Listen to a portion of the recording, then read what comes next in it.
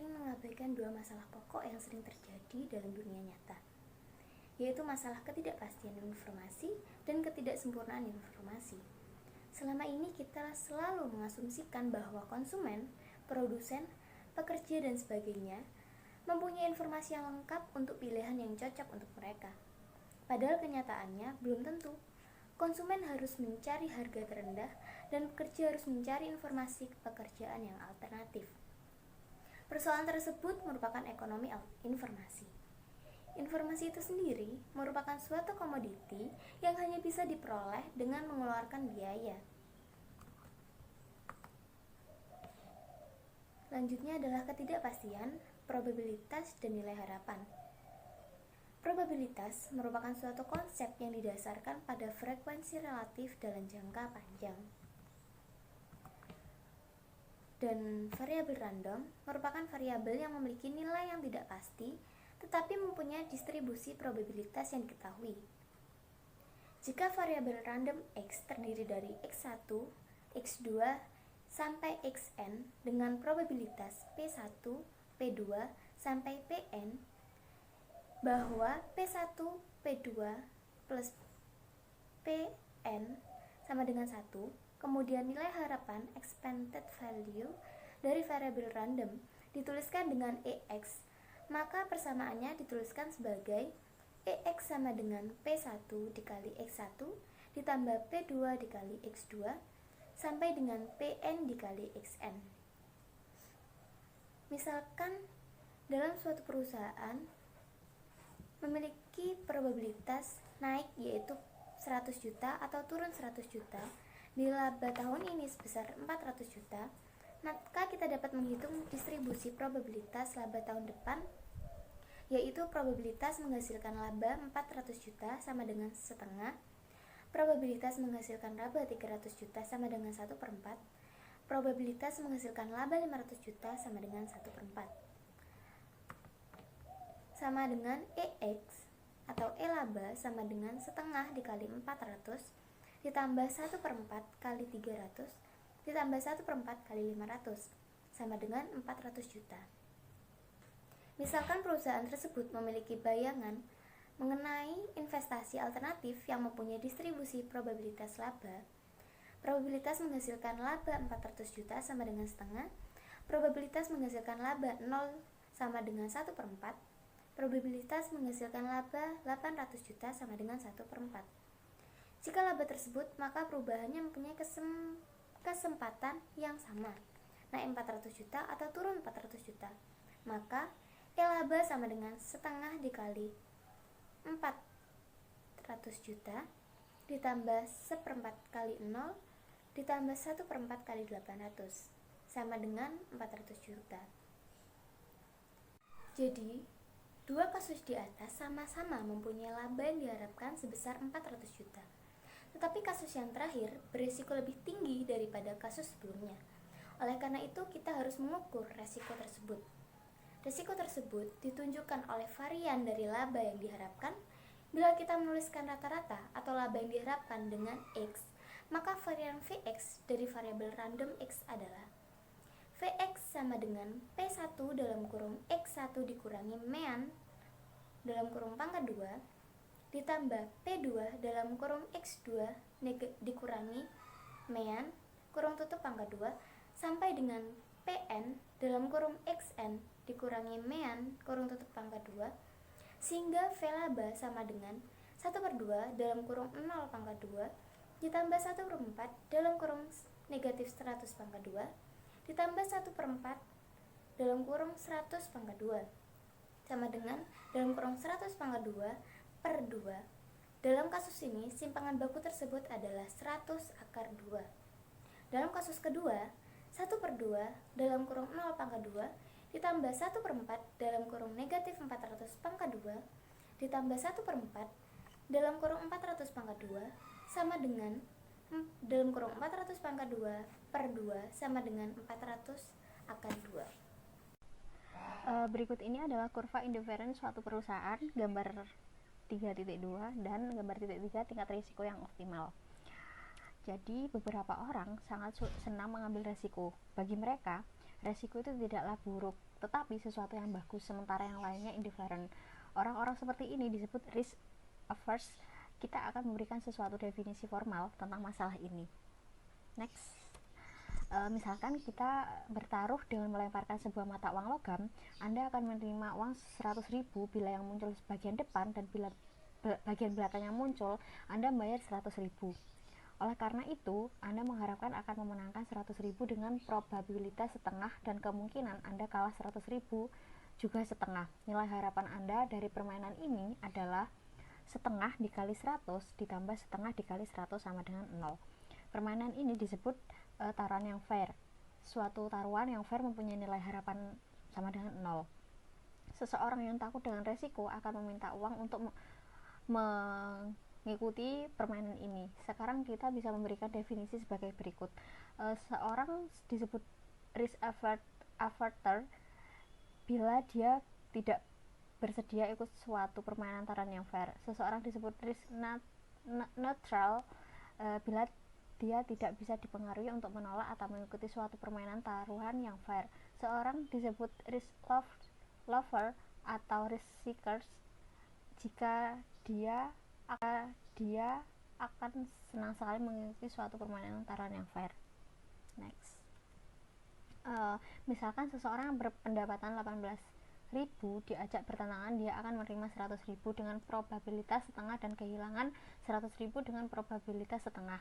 Utilitas mula-mula atau utility orang tersebut adalah U buka kurung 800.000. Setelah permainan, orang ini akan memperoleh utilitas U 700.000 dengan probabilitas setengah dan U 900.000 dengan probabilitas setengah juga. Utilitas yang diharapkan sebagai berikut. U sama dengan setengah U dikali 700 ditambah setengah U sama dengan 900. Itu hasilnya sama dengan 0. Ini merupakan rata-rata tertimbang dari kemungkinan-kemungkinan utilitas yang berbeda tersebut. Akan tetapi, tanpa mengikuti taruhan, orang tersebut mempunyai utilitas yang diharapkan sebesar U800.